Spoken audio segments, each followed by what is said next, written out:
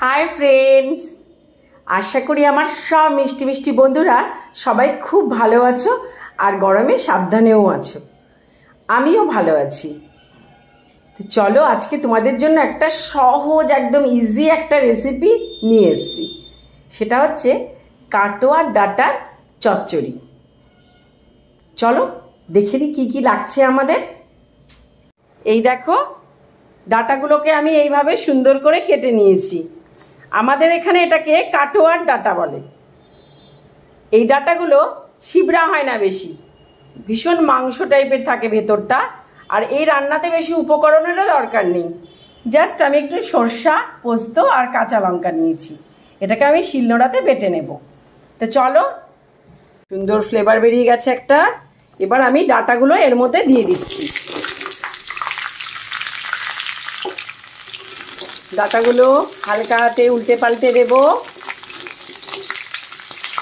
এবার এর মধ্যে আমি পরিমাণ মতন লবণ দিয়ে দিচ্ছি।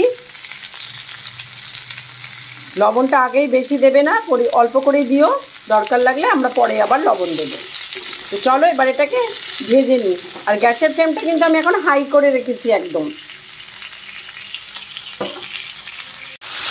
দেখো বেশ ভাজা টাইপের হয়ে গেছে, খুব বেশি তো ভাজার এগুলো দরকার পড়ে না। তবে চলো এর মধ্যে আমি হলুদ দিয়ে দিচ্ছি, সামান্য চিনি দিয়ে দিলাম, ডাটা একটু মিষ্টি মিষ্টি ভালো লাগবে। আর দিয়ে দিলাম সরষা পোস্ত যে বেটে রেখেছি, সেই সরষা পোস্ত বাটাটা।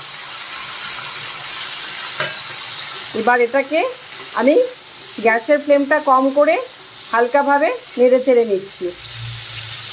আর একটুখানি এই সরষার বাটি ধোয়া জলটা আমি এর মধ্যে দেব, নাহলে মশলাটা কিন্তু লেগে যাবে।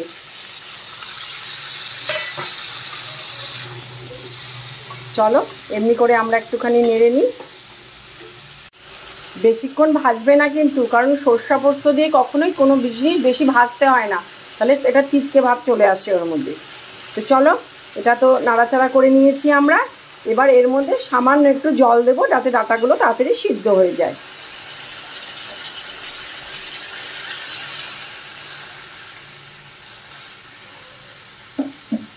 দেখো অনেক তাড়াতাড়ি হয়ে যাবে রান্নাটা। এবার এটা আমি ঢাকা দিয়ে 10 মিনিটের জন্য রেখে দিচ্ছি। ফুটে উঠলেই গ্যাসটাকে আমি কমিয়ে দেব। এই দেখো 10-15 মিনিট পরে আমি গ্যাসটা অফ করে দিয়েছি। ডাটা সুন্দরভাবে সেদ্ধ হয়ে গেছে, জলও শুকিয়ে গেছে। এবার এর মধ্যে আমি 1 চামচ পরিমাণ একটু কাঁচা তেল ছড়িয়ে দিচ্ছি।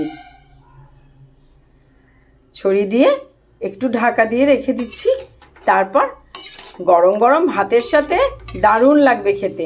আর এর সাথে যদি একটু গন্ধরাজ লেবু হয় তাহলে তো আর কথাই নেই। তো শোনো বন্ধুরা, যারা এখনও আমার ইউটিউব চ্যানেলটাকে সাবস্ক্রাইব করোনি তারা প্লিজ সবাই সাবস্ক্রাইব করে নাও, আর নিজেদের বন্ধুদেরকেও শেয়ার করো।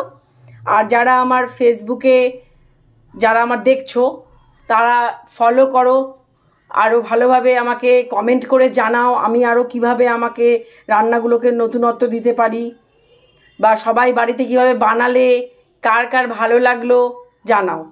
ঠিক আছে বন্ধুরা, আজ তবে আসি। এরপরের দিন অন্য কোনো রেসিপিতে আবার তোমাদের সাথে আমার দেখা হবে। টাটা, সবাই খুব ভালো থেকো।